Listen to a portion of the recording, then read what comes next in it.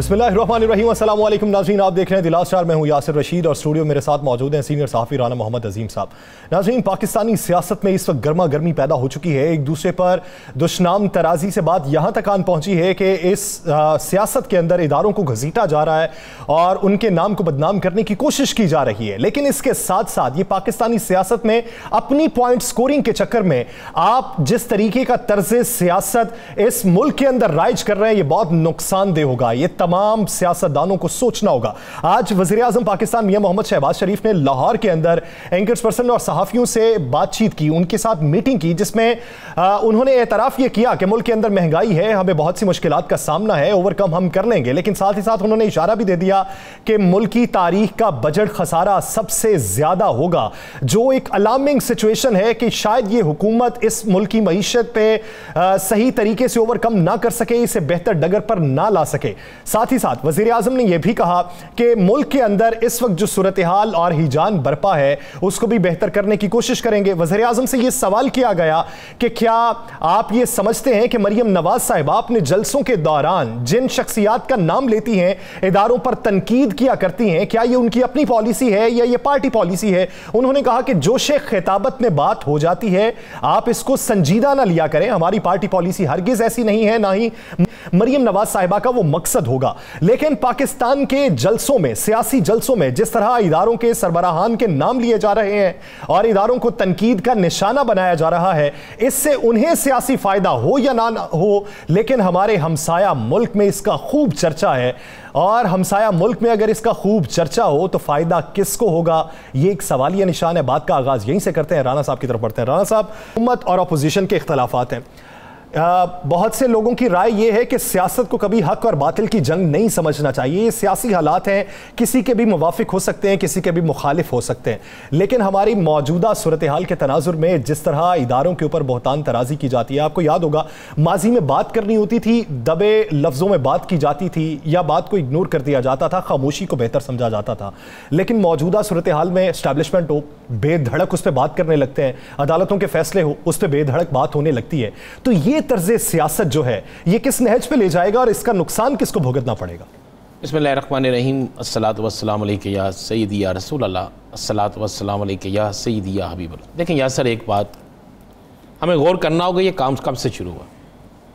पाकिस्तान के एक साबिक़ वज़ीर आज़म ने गुजरावाला के जलसा में, दीगर जलसों में उनकी बेटी ने, उनके बहुत से रुफ़काकार ने, उनके बहुत से करीबी साथियों ने बरमला खुलकर कई अहम तरीन ज़िम्मेदारान के ख़िलाफ़ नाम लेकर गलत इल्ज़ामात लगाने शुरू कर दिए। उसके बाद कुछ यूट्यूबर्स ने बेइंतहा ऐसी चीज़ें देना शुरू कर दी जिनका हक़ाइक़ से दूर दूर तक तल्लुक़ नहीं था। उनको दिखाता कौन था? उनको इंडियन मीडिया दिखाता था, उनको इंटरनेशनल मीडिया दिखाता था, उनको पाकिस्तान की मुखालिफ कुव्वतें दिखाती थी, उनको पाकिस्तान की मुखालिफ कुव्वतें सपोर्ट करती थी। उस मामले को पाकिस्तान की मुखालिफ कुव्वतें उठाती थी, पाकिस्तान के ख़िलाफ़ इस्तेमाल किया जाता था। फिर आहिस्ता आहिस्ता ये रवश इतनी बढ़ गई कि हमारे कौमी अदारों ने जमहूरियत की खातर, हमारे कौमी अदारों ने आज़ादी सहाफ़त की खातर अपनी ज़ात पर, अपने पाकिस्तान पर कुछ होने वाले ये हमले थे ना, उनको बर्दाश्त किया कि चले आज़ादी सहाफ़त पे कुछ ना हो, चले कोई सियासी जमहूरी फसाद को कुछ ना हो, बर्दाश्त किया गया। लेकिन अब तो इंतहा हो गई, इंतहा से भी आगे चले गए। इसलिए चले गए कि मैं सोशल मीडिया पे देख रहा हूँ कि माज़रत से मैं कह रहा हूँ कि जिन शख्स को दूसरी दफ़ा शायद पानी कोई ना देता हो, वो भी ऐसी ऐसी तहरीर लिख रहा है, ऐसे ऐसे अल्फाज बोल रहा है, और फिर उसके बाद कई जुम्मेदार टीवी चैनल्स पर बैठ के ऐसे तज्ज़िये हो रहे हैं कि जो नहीं होने चाहिए। ये किसी शख्स के ख़िलाफ़ नहीं, ये पाकिस्तान के ख़िलाफ़ है, ये पाकिस्तान के ख़िलाफ़ है, पाकिस्तान की सालमियत के ख़िलाफ़ है, पाकिस्तान के इस्तेहकाम के ख़िलाफ़ हैं, और ये बड़ा खौफनाक है। और आज मैं समझता हूँ ISPR की तरफ से जो प्रेस रिलीज़ आई और अब जो जलसों में काम शुरू हो गया था, चाहे अपोजिशन के जलसे हैं, चाहे हुकूमत के जलसे हैं, चाहे अब किसी का भी जलसा है, अब जलसों में जो बातें शुरू हो गई थी, जो तकारीर शुरू हो गई थी, जो नारे शुरू हो गए थे, जो स्लोगन शुरू हो गए थे, जो लोग लिखना शुरू हो गए थे, अब मुझे बताएं क्या ये किसको खुश कर रहे थे? ये भारत को खुश कर रहे हैं, ये इसराइल को खुश कर रहे हैं, जिस अमेरिका की बात करते हैं, जिस अमेरिका के ख़िलाफ़ बात कर रहे हैं, उसको खुश कर रहे हैं।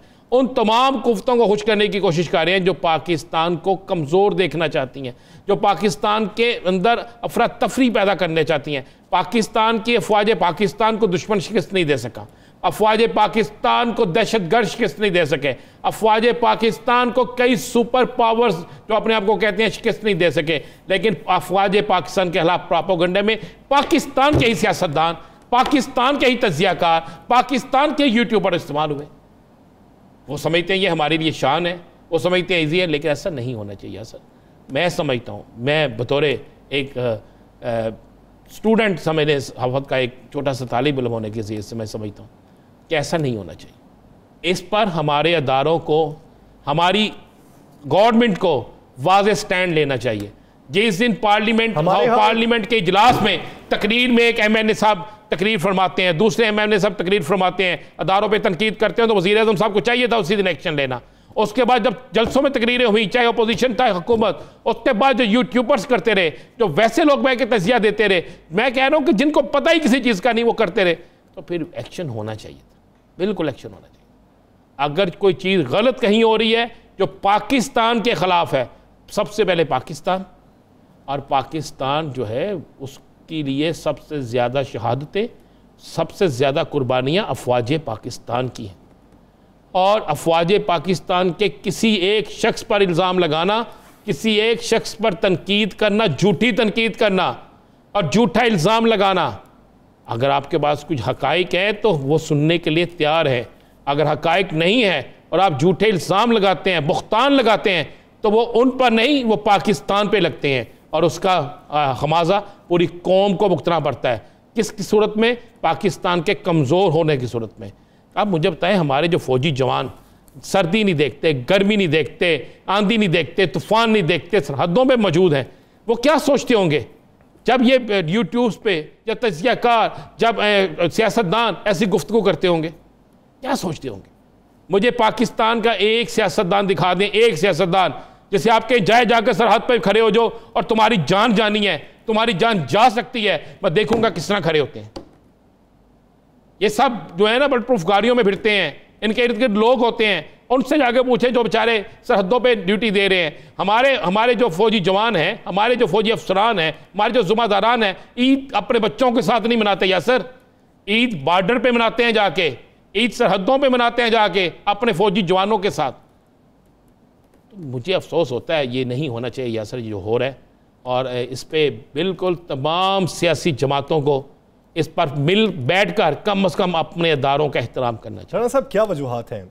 जब आप हुकूमत में होते हैं तब आप ऐसी बातें नहीं करते, जब आप अपोजिशन में आ जाते हैं तब आपको मेन स्ट्रीम में आने के लिए और अपनी स्ट्रगल को बढ़ाने के लिए इदारों पर तनकीद करना पड़ती है। ये पाकिस्तान मुस्लिम लीग नून को देख लें, पाकिस्तान तहरीक इंसाफ को देख लें, अपोजिशन में होते हुए तनकीद करने लगते हैं। इसकी क्या वजह है? जब हुकूमत में होते हुए आप बेहतरीन डगर पे चल रहे थे, आपके तमाम मामला ठीक थे, तो फिर ऐसा क्या हुआ कि अपोजिशन में आते हुए आपके मामला खराब हो गए? मैं अर्ज कर रहा हूँ कि अगर मेरे लिए कोई काम करे तो ठीक है, अगर आइन के लिए काम करे और मुझे वो अच्छा ना लगे तो बुरा है। ये बात है सीधी सी। अब तो काम ही उल्टा हो गया ना। मुझे एक बात बताएं, क्या चैनल्स पे बैठ के इस तरह होता था जो हो रहा है?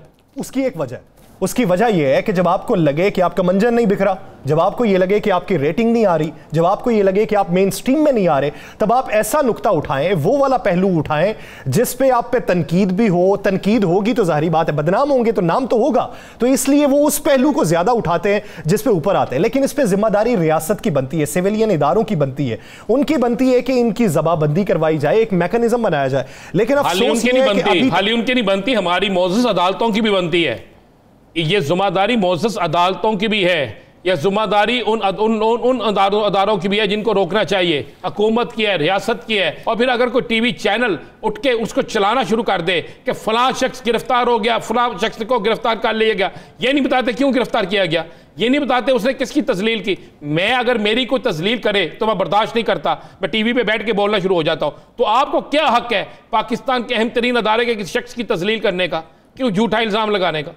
या सर, इस पे सबको अपना किरदार अदा करना होगा। मैं समझता हूँ कि पाकिस्तान की सियासी जमातों को अब ये फैसला करना होगा कि पाकिस्तान के इदारों को गैर मुतनाज़ा रखें। वो आपके इदारे हैं, पाकिस्तान होगा, पाकिस्तानी इदारों की वजह से पाकिस्तान है। जो आज भी सरहदों पे खड़े हैं, जो दहशतगर्दों का मुकाबला कर रहे हैं, जो साजिशें नाकाम कर रहे हैं, अगर ये वो ना हो तो खुदा न खास्ता ये पाकिस्तान की क्या सूरत हाल हो, पाकिस्तान कितने हिस्सों में बढ़ जाए, पाकिस्तान को दहशतगर्द किस तरह का बना दे, तो फिर आपके उस पाकिस्तान में सियासत कर सकते हैं? क्या आपकी सहाफत हो सकती है? नहीं हो सकती। तो खुदारा इस पे सबको, मैं किसी एक को नहीं कहता, सबको होश के नाखन लेना चाहिए। और वो अदारे जो इस पे अमल दरामद करवा सकते हैं उन्हें भी न्यूट्रल होकर अमल दरामद कराना चाहिए, पसंद नापसंद की बुनियाद पे नहीं, न्यूट्रल होके। अगर अदारों के ख़िलाफ़ किसी ने कोई बकवास की है, मैं लफ्ज़ बड़ा सख्त बोल रहा हूँ, तो उसके ख़िलाफ़ कार्रवाई के लिए जो अदारे बैठे हैं उनको बिला तफरीक कार्रवाई करनी चाहिए। ये नहीं होना चाहिए कि राना अजीम जो मर्जी बोले कोई बात नहीं, यासर रशीद बोले तो इसे पकड़ लो।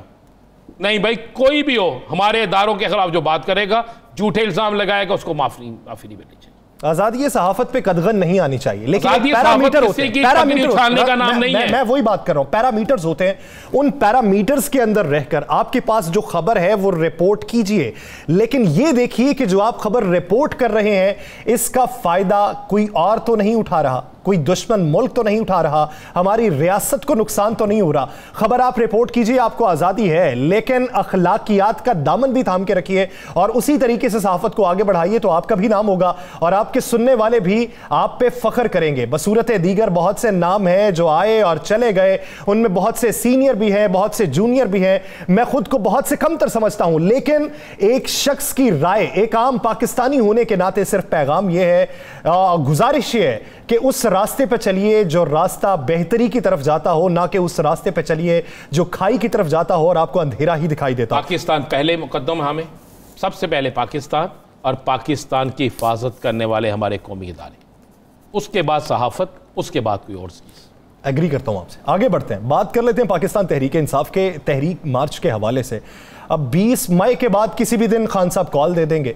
अब उस कॉल के हवाले से हुकूमत की प्लानिंग क्या है? आज की मीटिंग में जब ये सवाल प्राइम मिनिस्टर से पूछा गया कि आपकी प्लानिंग क्या है, तो उन्होंने ये कहा कि प्लानिंग तो बनाई है राना सनाउल्लाह साहब ने, और राना सनाउल्लाह साहब ने मुझे अभी तक नहीं बताया, वो मुझे बताना नहीं चाह रहे। राना सनाउल्लाह साहब भी साथ ही बैठे थे और उन्होंने ये कहा कि अगर वो मुझे नहीं बताना चाह रहे तो आपको कैसे बताएंगे? तो अब ये कैसे पता चलेगा कि हुकूमत सोच क्या रही है, प्लानिंग क्या कर रही है और उस प्लानिंग के असरात क्या होंगे? वैसे तो मुझे बड़ा तज्जब हुआ आपकी बात सुन के। आप इतने सीनियर एंकर्स वहाँ बैठे थे और सारी करीम जो बैठी थी वहाँ पे, तो क्या उस करीम में से किसी एक ने ये सवाल पूछने की जसारत भी नहीं की कि जनाब हमें आपने यहाँ पे चाय पिलाने के लिए बुलाया है, यहाँ में आपने यहाँ पे तकरीर सुनने के लिए बुलाया है, या जो हम सवाल कह रहे हैं अगर आप उस सवाल का जवाब नहीं दे सकते और अगर आपका वज़ीर कानून, वज़ीर दाखिला आपको नहीं बता सकता, मीडिया को नहीं बता सकता, तो फिर वहाँ पर क्यों बैठा है? ख्याल है हमें भी सहाफ़त को सहाफ़त समझ के करना चाहिए। पता नहीं क्यों, माजरत से मैं कह रहा हूँ, आपको नहीं कह रहा, आपको सब आप और मैं, सवाल मेरा था भी नहीं ना ये सवाल आपका था, मैं जिसका सवाल था उसको लेना चाहिए था जवाब। पता नहीं क्यों हम, जब हम हाकिम के सामने बैठ के मजलूम तरीन सहाफ़ी हो जाते हैं ना, तो फिर हाकिम जो मर्जी करता है, हम बिल्कुल खामोश हो जाते हैं, हमारी ज़बान और हमारा कलम जो है वो काम करना छोड़ देना जब, और या जब ये फैसला हो जाए कि सवाल इससे लेना है और इतना ही जवाब देना है, तो फिर सहाफ़त भी ऐसे ही होती है। चलें देखें यासर, मैं आपको बता देता हूँ 25, 26 और 27, पहले मैं खान साहब को आपको प्लान बता दूँ। 25, 26, 27 ये 3 तारीखें हैं जिनके मतलब फैसला हो चुका है कि इनमें से किसी एक तारीख की कॉल दी जाएगी। सही, अभी तक के आज की हालात तक जो है, अगर उससे पहले कोई गिरफ्तारियाँ हो जाती हैं, उससे पहले कोई ऐसा मामला हो जाता है कि जिससे आप ये समझते हैं कि उनके एहतजाज में कोई रुकावटें पैदा हो रही हैं, तो फिर ये प्लानिंग फौरी तौर पर तब्दील हो सकती है।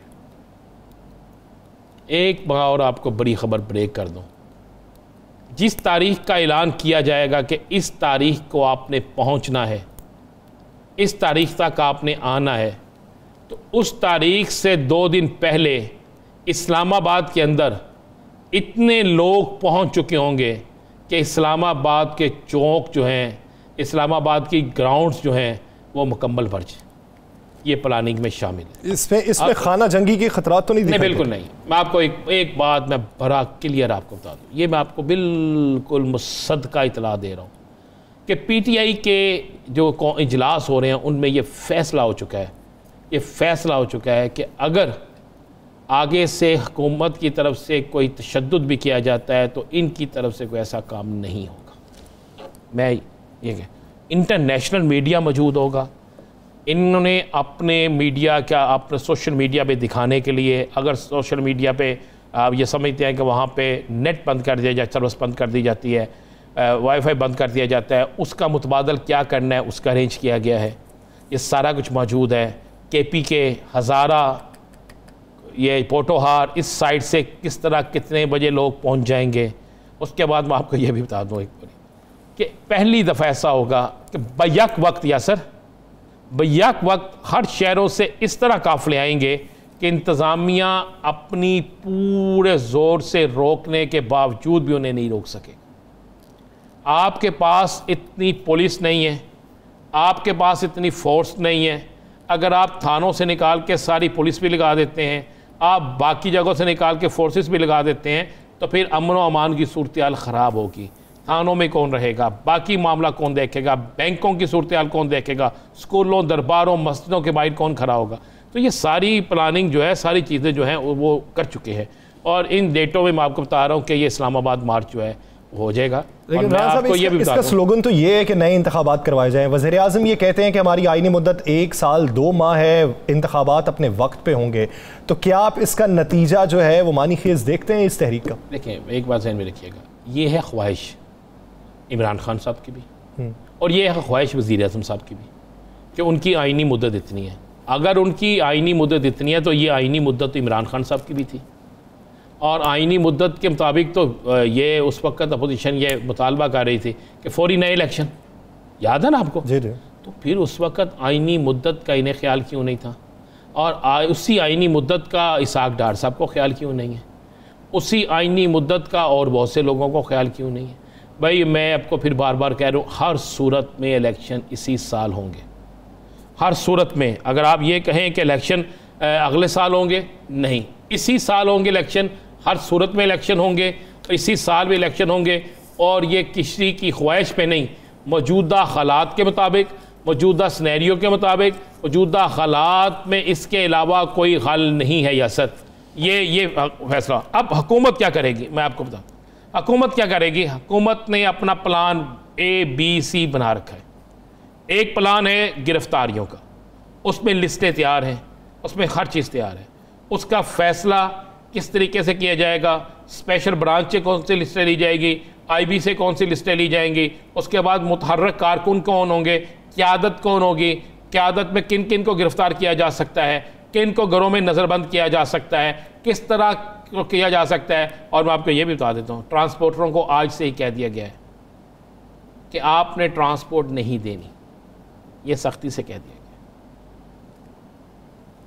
ट्रांसपोर्टरों को कह दिया गया है 4 दिन पहले आप देख लीजिएगा जो कॉल की डेट होगी, इस्लामाबाद, चेहलम, उसके बाद रवात, गुज्जर खान, यहाँ के होटलों में ठहरे हुए लोग जो हैं, बल्कि समझ लें होटलों को खाली करा दिया जाएगा कि यहाँ पे कोई ठहर नहीं सकता।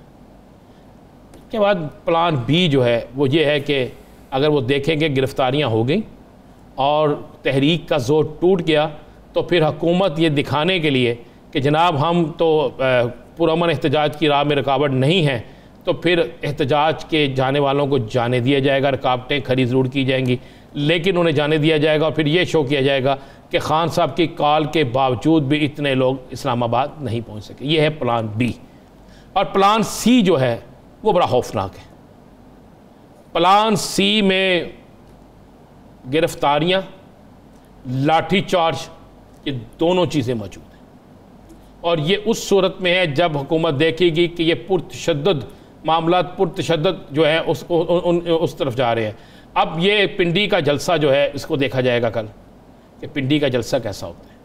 पिंडी के जलसे में उसके बाद मैं आपको एक बात बड़ी क्लियर बता दूं, अगले 3 दिन, या सर ये भी बड़ी खबर मैं आपको दे दूं, अगले 3 दिन में बड़ी सतह पर किरदार कशी मुहिम शुरू होने लगी है। बड़ी सतह पर बहुत से लोगों से प्रेस कॉन्फ्रेंस कराई जाने लगी है। बड़ी सतह पर बहुत से लोगों से फिर दोबारा मदीना शरीफ वाले मामले को उठाया जाने लगा है। और मेरे पास तो इतला यह है कि एक मजहबी जमात जो है उसको भी इस सिलसिले में मुतहर्रक किया जा रहा है। ये सारी चीज़ें प्लान सी में हैं, किस तरह होगा किस तरह नहीं होगा। प्लान सी जो है वो हुकूमत उस तक पहुंचती है नहीं पहुंचती। अब इस दौरान में मेरे पास तो इतला ये भी है कि जो पाकिस्तान के अहम तरीन अदारे हैं वो किसी सूरत में भी कोई भी सियासी क्लैश नहीं चाहते, और हो सकता है उससे पहले कोई ऐसी पटिशन आ जाए कोर्ट में, कोई ऐसा मामला आ जाए कि जिसके बाद हालात जो हैं पीटीआई भी और हुकूमत भी ये मजबूर हो जाए और किसी ऐसी सिमत में चला जाए काम कि जो शायद पुरअमन तरीके से हो। और मैं आपको एक और बता दूं, एक इतला तो ये है या सर मैं आपको बता देता हूं, नहीं उससे पहले मैं आपको एक और चीज़ बता दूं,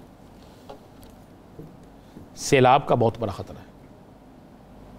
वो तो का बेइंतहा शहरी रहमान भी जारी कर चुके हैं और सामने। उसके बाद अगर ये उस दौरान में सैलाब आ जाता है, कोई ऐसा मामला हो जाता है तो कुछ दहशतगर्दी का भी ख़तरा है और ये बड़े पैमाने पे ख़तरा है। ऐसे मामलात में भी हालात जो है किसी वक्त भी किसी और तरफ जा सकते हैं। मैंने कल भी प्रोग्राम में एक बात कही थी, आज भी कह रहा हूँ, 15 मई से लेकर 25 मई तक के दिन को याद रखिएगा। इसमें बड़ी सियासी जो है ना बिसात उल्ट सकती है, बहुत कुछ हो सकता है। 15 से 25 मई ये बड़े अहम दिन हैं और इन दिनों में बहुत सी चीज़ें हैं। और एक चीज़ ध्यान में रखिएगा यासर, पंजाब और वफाक के जो मुनहरफ पीटीआई के अरकान हैं, इनके फ़ैसले अगर इन दौरान में नहीं आते और या फ़ैसलों में कोई मामला किसी और तरफ चले जाते हैं तो फिर तहरीक का रुख जो है ना उसकी भी तब्दीली सामने आती है। सही। और अगर उस दौरान में उससे पहले मैं आपको बता दूं, अगर उससे पहले पंजाब का कोई फ़ैसला ऐसा आ जाता है जो तहरीक इंसाफ के हक़ में होता है तो उस पर भी मेरे एक तहरीक का ज़ोर जो है वो कम हो जाएगा। आप ये समझते हैं कि मौजूदा जो सियासी सूरत हाल है वो एक हफ्ते बाद तब्दील भी हो सकती है? और वो मैं कह रहा हूँ 15 मई से लेकर 25 मई, एक हफ्ते बाद से ही दिन वो शुरू हो जाते हैं। मैंने आपको दोनों पार्टियों के प्लान ए से लेकर सी तक बता दिया है। और मैं आपको ये भी बता दूं, खान साहब जो हैं उनकी गिरफ्तारी के हवाले से जो फैसला हुआ या नज़रबंदी के हवाले से, शायद ये फैसला हुकूमत वापस ले, इससे पीछे हटे। ये ज़रूर हो सकता है कि बनी गाला के रास्तों की नाकाबंदी कर दी जाए, वहाँ पर लोगों को आने जाने से रोका जाए। लेकिन पीटीआई ने वो भी प्लान कर चुकी है कि किस तरीके से खान साहब को किस जगह पे पहुँचाना है। हो सकता है 2 दिन पहले खान साहब उस जगह पे मौजूद हो। देखते हैं कि फिर इस प्लान में कौन कामयाब होता है। हुकूमत अपने प्लान में कामयाब होती है या अपोजिशन अपने प्लान में कामयाब होती है। एक हफ्ते बाद सियासी सूरत हाल किस नहज पे पहुँचती है वो भी देखेंगे। नाज़रीन, एक ब्रेक लेनी है, ब्रेक के बाद वापस आएंगे, को यहीं से कंटिन्यू करेंगे, कहीं नहीं जाएगा। Stay with us.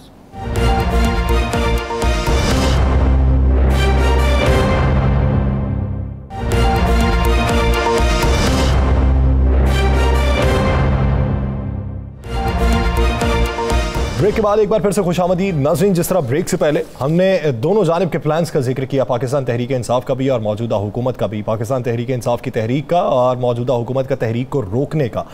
मुआशी बहरान जो इस वक्त दरपेश है उसका किस तरीके से सामना किया जाएगा, कब तक दूसरों को कोसा जाएगा, कब तक दूसरों को इल्ज़ामात दिए जाएंगे और अपने कंधों का जो भार है वो दूसरों के कंधों पर रखने की कोशिश की जाएगी। अगर मौजूदा हुकूमत को देखें तो जब ये अपोजिशन में थी तो तब ये कहा जाता था अपनी कारकर्दगी दिखाएं, जलसे ना करें। तो मौजूदा हुकूमत तो खुद जलसों में निकली हुई है, तो कारकर्दगी कौन दिखाएगा, ये भी एक बहुत बड़ा सवाल है। कारकर्दगी के हवाले से सवालात किए जाएँ हुकूमत से तो वो ये कहते हैं मुश्किलात तो दरपेश हैं, लेकिन इन मुश्किलात पर काबू पाने की भरपूर कोशिश की जा रही है। तो वो कोशिशें किस हद तक कामयाब होगी, इसी पूरी सियासी और मुआशी मंजरनामे पर बात करने के लिए हमें ज्वाइन किया है पाकिस्तान मुस्लिम लीग ज़िया के सरबराह एजाजुल हक साहब ने। एजाजुल हक साहब बहुत मशकूर हैं आपके वक्त के। एजाजुल हक साहब, हम ब्रेक के पहले इसे में बात कर रहे थे प्रोग्राम के आगाज पे कि इदारों के ऊपर जो तनकीद की जा रही है और उस तनकीद में जिस तेजी के साथ इजाफा हो रहा है और बेधड़क इजाफा हो रहा है, इसके असरात क्या होंगे, नुकसान किसको होगा, किस हद तक होगा और फायदा जो लेना चाहता है क्या उसे फायदा मिल सकता है? देखिए, मैं कल से बड़ा परेशान था। अच्छा हुआ आपने ये सवाल मुझसे पूछ लिया, क्योंकि मैं चाह रहा था कि वीलॉग में या किसी न किसी तरह से ये कन्वे करूं।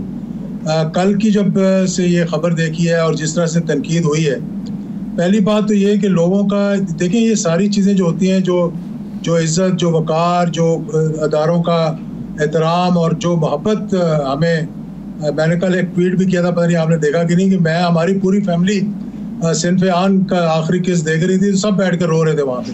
तो ये एक जज्बा है जो हमारी फ़ौज के लिए हमारे दिलों में है और हमारे तो खून में भी है।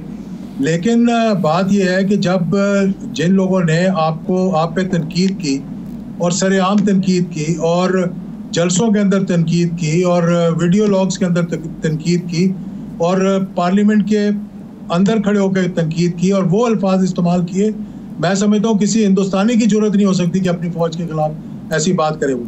और फिर कभी मैं ये सोच भी नहीं सकता था कि आप किसी कप्तान या किसी लेफ्टिनेंट या किसी सिपाही के खिलाफ जो है इस किस्म की गुफ्तगू करें, जैसी आप एक आर्मी के जो आज DG ISPR को ख्याल आया है और उन्होंने ये बात की और तनकीद की है इस बात पे कि एक लेफ्टिनेंट जनरल सिटिंग पे आप तनकीद कर रहे हैं उसके ऊपर। आप में ये ऐसी जुर्रत इसलिए आई है कि आपको ढील इतनी दी हुई है। जब लोग देखते हैं कि वो लोग जिनको हमारे अदारे, हमारी ISPR जिन पे तनकीद करती थी, मोहसिन दावड़ हो गया, वो दूसरा वजीर अली वजीर हो गया, जब उनको देखते हैं वजीर आजम के साथ बैठे हुए, और वजीर आजम भी कौन है आपको पता है कि मतलब जिस डेट को उन्होंने हलफ उठाया उस डेट को उनकी पेशी लगी हुई थी और उन्होंने उस दिन उनकी शायद कन्विक्शन भी हो जाती, फर्द जुर्म आयद हो जाती। और फिर दूसरी बात यह है कि एहतराम इसलिए भी आहिस्ता आहिस्ता ख़त्म हो जाता है कि लोग देख रहे हैं क्या दुनिया अंधी हो गई है, क्या हमें नज़र नहीं आ रहा। हमें 33 साल हो गए सियासत के अंदर, प्रैक्टिकल सियासत के अंदर 5-5 मरतबा हम इलेक्शन लड़कर असेंबली के अंदर गए हैं। कभी हमने ज़िंदगी में ऐसा नहीं देखा था कि डिप्टी स्पीकर गैलरी में खड़े होकर पुलिस की निगरानी में टेररिस्ट फोर्स की, क्या कहते हैं, जो दहशतगर्द की फोर्स बनाई हुई है, उनकी निगरानी में वो पार्लियामेंट के अंदर घुस आए। यानी दुनिया में कभी ऐसा नहीं हुआ। आपके सार्जेंट एंड आर्म्स होते हैं, वो लोगों को बाहर निकालते हैं और फिर गैलरी में खड़े होके कोई गिनती नहीं हुई, कोई रोल नहीं हुआ, सारा अनकॉन्स्टिट्यूशनल आपने इलेक्शन करवाया और उसका हलफ भी फिर ना सदर ने लिया ना गवर्नर ने लिया, तो आइन को तब्दील कर दिया गया। यानी मैं ये समझता था कि हमारी अदालतों के पास इंटरप्रिटेशन के इख्तियारात हैं। इजाज़ुल हक साहब, ये तो चल गया सिलसिला।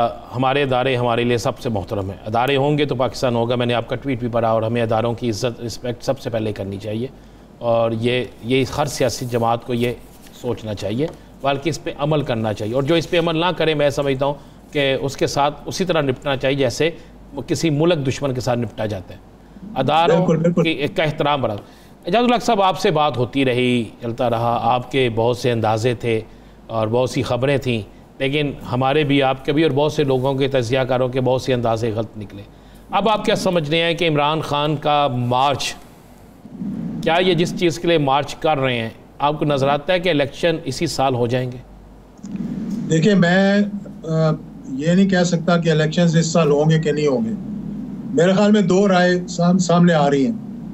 एक राय ये है कि जिस नहज पर हमने इस मुल्क को पहुंचा दिया है, जिस नहज पर हमने अपने आप को गिरा लिया है, जिस नहज पर हम अपनी सारी मामलात को ले आए हैं, इसका एक ही हाल है।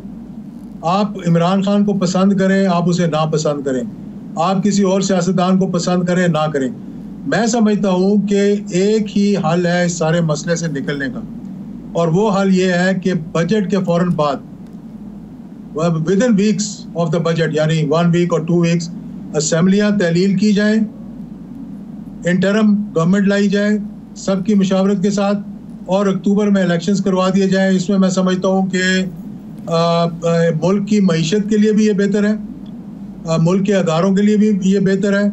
और अगर आप कहते हैं जी कि हमने कोई मुदाखलत नहीं करनी, आप बिल्कुल मुदाखलत ना करें, लेकिन ऐसे साफ और शफाफ इलेक्शन होने चाहिए, और चाहे इनकी निगरानी में हो। और क्योंकि इस मौजूदा इलेक्शन कमीशन को तो मेरा नहीं ख्याल कि अगर एक जमात भी, बड़ी जमात जो है, और PTI ये सबसे बड़ी जमात है इस वक्त मुल्क के अंदर, सीटों के हवाले से या नेशनल असेंबली की सीटों के हवाले से, क्योंकि अभी तो हम माइनॉरिटी को गवर्नमेंट में ले आए ना, मेजॉरिटी बना दिया हमने उनको, और 2 सीटों पे वो खड़े हुए।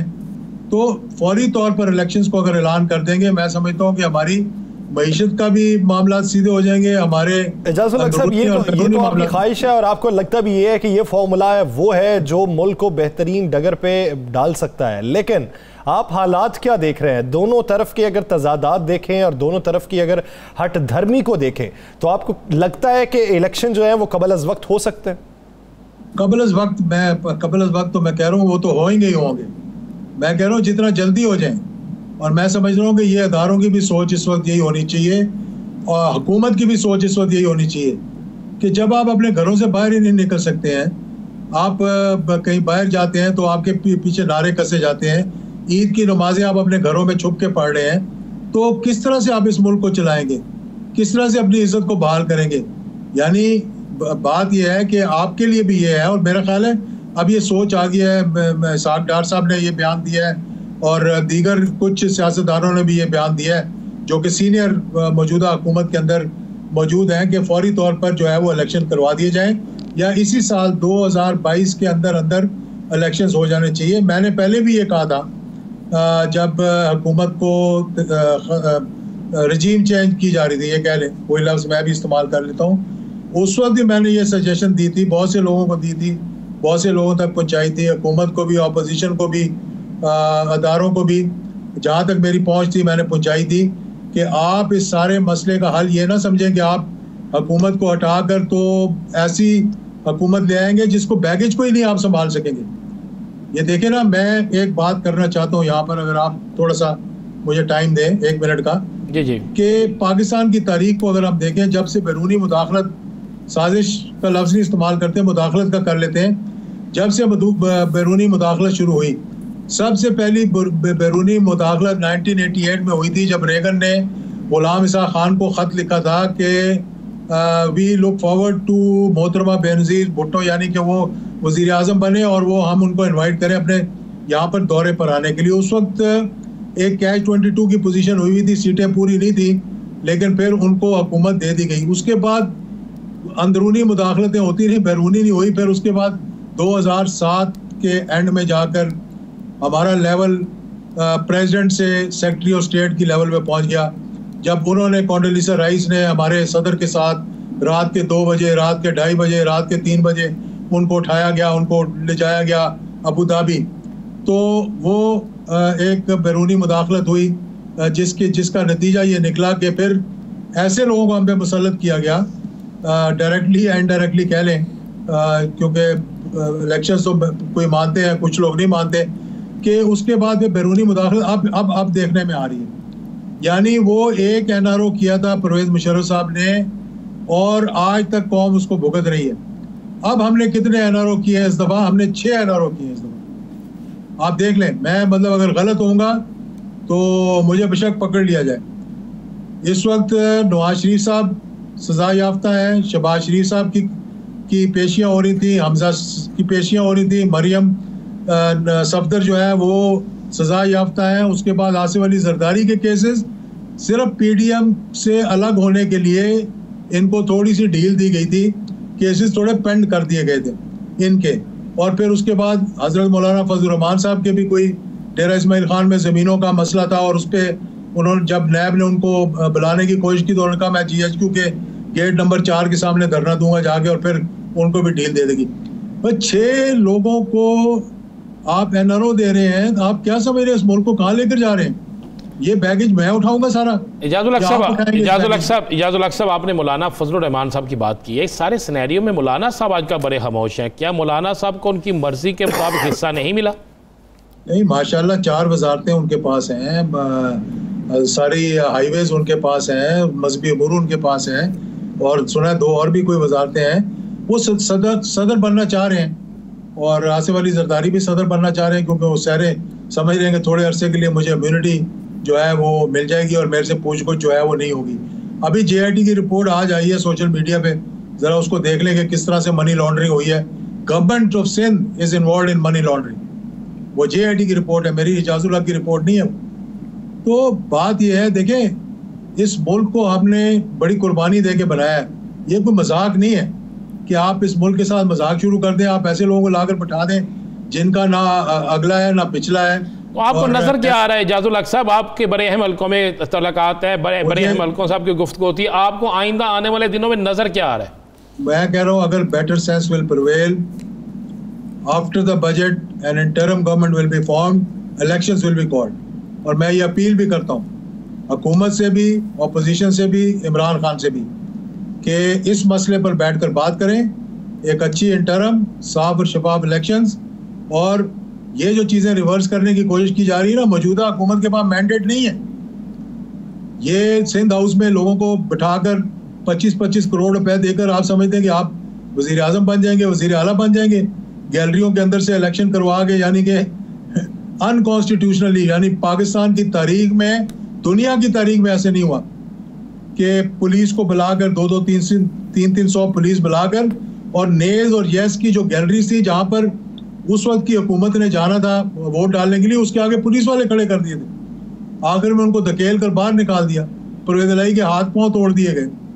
तो ये कौन सी जमहूरियत है? लड़ाइयाँ होती हैं पार्लियामेंट के अंदर, लेकिन ऐसे नहीं होती कि आप गैलरी में खड़े होकर खुद ही गिनती करके कहें जी 197 वोट्स पड़ गए। मैं चैलेंज करता हूँ, इनको 197 वोट्स नहीं पड़े, कैसे प्रूव करेंगे? ये रोल इन्होंने नहीं लिया, किसी को बुलाया इन्होंने, वीडियोस इनके पास नहीं है, सीसीटीवी कैमरास लगे हुए अंदर, उनको कहीं ला के दिखा दें। इलेक्शन ऐसे नहीं होता कि आप खड़े होकर गिनना शुरू कर दें। एक एक आदमी को जाके रोल देकर अपना नाम साइन करना पड़ता है और नाम साइन करके आगे जाते हैं। तो इसका एक ही हाल है, जितना प्रोलॉन्ग करेंगे उतना गंद पड़ेगा। एक ही हल है, जितनी देर लगाएंगे उतना ही मुस्तकबिल आपका ख़राब होगा, सियासी बहरान भी पैदा होगा। हल सिर्फ एक यही है कि अच्छी अबूरी हुकूमत बनाई जाए, साफ और शफाफ इंतखाबात किए जाएं, तमाम स्टेक होल्डर्स बैठ के ये फैसला करें, तो तभी ये सियासी बहरान ख़त्म हो सकता है। बहुत शुक्रिया एजाजुल हक साहब, इस हवाले से अपना वक्त दिए। नाज़रीन, दीगर इश्यूज़ पर बात करेंगे एक शॉर्ट ब्रेक के बाद, कहीं नहीं जाएगा। Stay with us.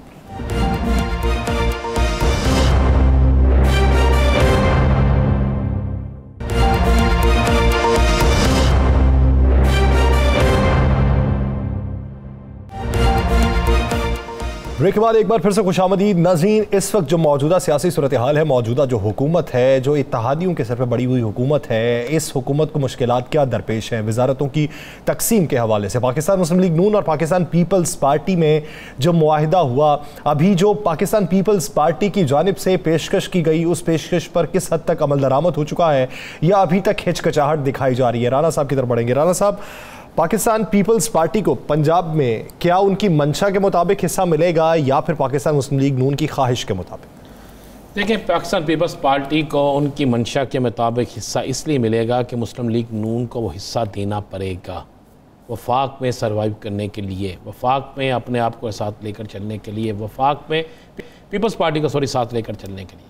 अब मामला ये हो गया यासर कि मामला बड़ा मज़ेदार सा हो गया कि अभी पंजाबी का एक फ़िक्रा था ना कि पिंड बसिया नहीं तो डाकू पहलो पै गए। अभी हुकूमत बनते अभी बाकी डाकू पहले पै गए या मंगने वाले पहले आ गए, दो भी समझ लें। ये मांगने वाले और डाकू बात चले, अरकान असम्बली हम मांगने वाले कह देते हैं। ठीक है, वो मैंने तो एक मिसाल दी थी ना पहले। हाँ, जो पहले डाकुओं वाली मिसाल दे दी है। चले जी, मैं समझ, चले जी, आप जो आप इसमें हिस्सा ले लें जी, हिस्सा लेने वाले आगे। ओके, हो गया जी। या सर अब बात यह है, 7 अरकान है, एक मुनहरफ हो गया था, 6 बाकी हैं। अब नून लीग के अंदर एक शोर मच गया कि अगर आप 2 वजारतें, 2 मशीर, 2 पार्लियामानी सेक्रेटरी, ये सारा कुछ अगर आप दे देते हैं पीपल्स पार्टी को, उतने उनके मेंबर्स नहीं है जितनी आप दे देते हैं, उसके बाद वो कह रहे हैं कि जब बाकियों को क्या देंगे। जहांगीर तरीन ग्रुप जो वहाँ पर इस वक्त दूसरे नंबर पे एक बड़ा ग्रुप है, अलीम खान से भी बड़ा ग्रुप है, वो भी उनके लोग भी मौजूद है। और पहली हुकूमत में उनके लोग वज़ीर थे, जो तहरीक इंसाफ की हुकूमत थी उसमें 4 वज़ीर थे उनके, जहांगीर तरीन ग्रुप के। अब वो कहते हैं जी हमें इन वजारतों से आगे दें, स्पीकरशिप हमें दें। अगर स्पीकर उनको देते हैं तो नून लीग के अंदर स्पीकर के 3 उम्मीदवार हैं, वो कहते हैं जी हम कहाँ जाएँ। फिर नून लीग के अंदर एक बहस छिड़ गई है कि जनाब अगला इलेक्शन क्या हमने पीपल्स पार्टी के साथ इत्तेहाद से लड़ना है?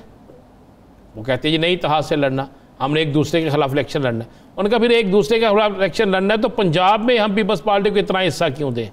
पंजाब में उनकी मर्ज़ी की वजारतें क्यों दें? पंजाब में उनको उनकी मर्ज़ी के इख्तियारात क्यों दें? अब पीपल्स पार्टी की मैं आपको एक बड़ी खबर दे देता हूँ ना, पीपल्स पार्टी ने सिर्फ वजारतें नहीं मांगी, पीपल्स पार्टी ने कुछ इस्लाह के अंदर तकर्रर तबादलों के इख्तियारात भी मांगे हैं। या सर, वो इस्लाह जो वो समझते हैं जिनमें जनूबी पंजाब भी है और पोठोहार का भी है कि इन अजला में, और उसमें गुजरांवाला भी शामिल है, कि जहाँ पर वो समझते हैं कि हमारे लोग मजबूत हैं, गुजरांवाला, गुजरात, कायरा साहब का जो इलाका बनता है, उन्होंने कहा जी वो जनूबी पंजाब के कुछ बाकायदा इस्लाम में उन्होंने कहा जी यहाँ पे तकर्रर तबादले इनकी मर्ज़ी से होंगे, ये इन जगहों पे इनकी मर्ज़ी के लोग लगेंगे। अब वहाँ पर जो नून लीग के अरकान असम्बली हैं, जो नून लीग के नंबर 2 हैं, वो कहते हैं हम कहाँ जाएँ। तो हमज़ा शहबाज साहब के लिए जो वज़ीर आला पंजाब है एक बड़ी मुश्किल है। ये अबूरी ये सेटअप जो है ये बंद तो जाएगा, मजबूर उन्होंने दे तो देंगे, लेकिन उनको नज़र आ रहा है कि उनके अपने बहुत से लोग नाराज़ हो जाएंगे, और उन्हें यह भी नज़र आ रहा है कि अगर वाकई मुनहरफ अरकान के ख़िलाफ़ फ़ैसला आ जाता है तो फिर कुछ अरसे के लिए हम जिनको खुश कर रहे हैं उसके बाद तो सारा कुछ ख़त्म हो जाएगा, तो फिर हम अपने लोग जिनको नाराज़ करेंगे उनको किस तरह राज़ी करेंगे। यहाँ से अब पंजाब में जो सूरत हाल आपको ये कि वजारतों की बंदरबांट का फैसला तब तक नहीं होगा जब तक वो फैसला नहीं हो जाता मुनहरिफ अरकान का, उससे पहले हो जाएगा, उससे पहले करना पड़ेगा। अगले 1 से 2 दिन या मैक्सिमम 3 दिन में वजारतों का फैसला हो जाएगा। अलीम खान ग्रुप को कितना हिस्सा मिलता देख रहे हैं? अलीम खान ग्रुप को 3 वजारतें दे रहे हैं, और जहांगीर तरीन ग्रुप जो है वो 5 वजारतें मांग रहे हैं। 5 वजारतें मांग रहे हैं। स्पीकर, डिप्टी स्पीकर तो ऑलरेडी है ही उनका, और स्पीकरशिप भी वो मांग रहे हैं, और वो वजारतें अब वो नहीं मांग रहे कि 5 वजारतें उनकी हो गई, 3 वजारतें अलीम खान ग्रुप की हो गई, 6 वजारतें पीपल्स पार्टी की हो गई, ये तो मिलकर 14 वजारतें हो गई। तो बाकी वजारतें नहीं कायम करके मुस्लिम लीग नून को दे दें। देखें, मुस्लिम लीग नून हेल्थ किसी सूरत नहीं देना चाहती, मुस्लिम लीग नून कानून की वजारत किसी सूरत नहीं देना चाहती, बल्दियात की वजारत किसी सूरत नहीं देना चाहती। हेल्थ की वजारत शायद सलमान रफीक साहब को मिले, बिल्कुल सलमान साहब को मिल जाएगी, ये नहीं देना चाहते। अब तहरीक वो जो है पीपल्स पार्टी वो बल्दियात पे भी नजर, इतलात भी शायद, और इतलात भी हमेशा हुकूमत के पास रहती है, इतलात भी हुकूमत के पास ही रहती है। लेकिन अब देखने वाली बात तो यही है ना यासर, कि अगर ये चाह रहा है उसके बाद वजारतें रह कौन सी जाती हैं। एक्साइज जो है वो मुश्तबा शुजाउर साहब उसके उम्मीदवार हैं कि जनाब एक्साइज जो है वो भी उसके ज़रिए बड़े सिस्टम चलते हैं। बल्दियात जो है उसमें वो किसी सूरत में भी मुस्लिम लीग नून किसी और को नहीं देना चाहती। आगे बल्दियाती इंतखाबात, बल्दियाती फ़ंड्स हैं, बल्दियात के ज़रिए बहुत से काम हैं, कानून जो है वो भी उनको वो नहीं देना चाहते। अब पीपल्स पार्टी बल्दियात भी मांगती है, पीपल्स पार्टी जो है वो बल्दियात के बाद बाकी भी वजारतें ऐसी मांग रही है जो उनके, जिसमें वो चाहते हैं कि उनके अवाम के साथ रूट्स जो हैं वो बेहतर हो जाए, जिसमें वो चाहते हैं कि तकर्रर तबादलों और दीगर मामलात में उनको बहुत कुछ मिल जाए। अब ये बड़ा एक मसला हो गया। बज़ाहिर तो ये नज़र आ रहा है कि मीटिंगें हो रही हैं, मीटिंगों के बाद मामला ठीक हो रहे हैं, लेकिन ये मामला ठीक नहीं है। मेरे पास तो यहाँ तक इत्तला है कि वज़ीर आज़म साहब ने भी किसी जगह गिला किया है बड़ा सख्त, और वो गिला ये था कि मैं कई वज़रा जो हैं उनकी कारकर्दगी से मुतमिन नहीं, और कई वज़रा जो हैं अब बेशक थोड़ा टाइम हुआ है, उनका स्टाइल और उनका तरीक़ेकार जो है वो हमारी मर्ज़ी का नहीं है। जब आप बंदर बांट ऐसी करते हैं यासर कि जिसमें आप हर सब कुछ शामिल करते हैं। ये गिला उन्होंने अपनी पार्टी के लोगों से किया है, ये दूसरी पार्टी से? ये किसी से गिला किया, और जिससे गिला किया है वो ठीक जगह थी, ठीक जगह थी, जगह वो ठीक थी जहाँ पे गिला किया गया। अच्छा, जगह ठीक थी, जगह वो ठीक थी, तो ये गिला किया। और यही सूरत हाल पंजाब में। अब पीपल्स पार्टी अगर अलीम खान से ज़्यादा वजारतें ले जाती है, पीपल्स पार्टी अगर जहांगीर तरीन से ज़्यादा और अहम वजारतें ले जाती है पंजाब के अंदर, तो आपने आइंदा इलेक्शन में क्या करना है? आइंदा इलेक्शन में अगर कोई शख्स ये कहे कि आपने कल मंदोहिल की बात नहीं सुनी, उन्होंने कहा अगले वज़ीर आज़म जो है वो बिलावल है, यानी पीपल्स पार्टी और नून लीग आपस में इलेक्शन लड़ेंगी, तो फिर क्यों देंगे, किस तरीके से देंगे? लेकिन असफ अली जरदारी साहब को आप दाद दें कि उन्होंने कमाल किया है।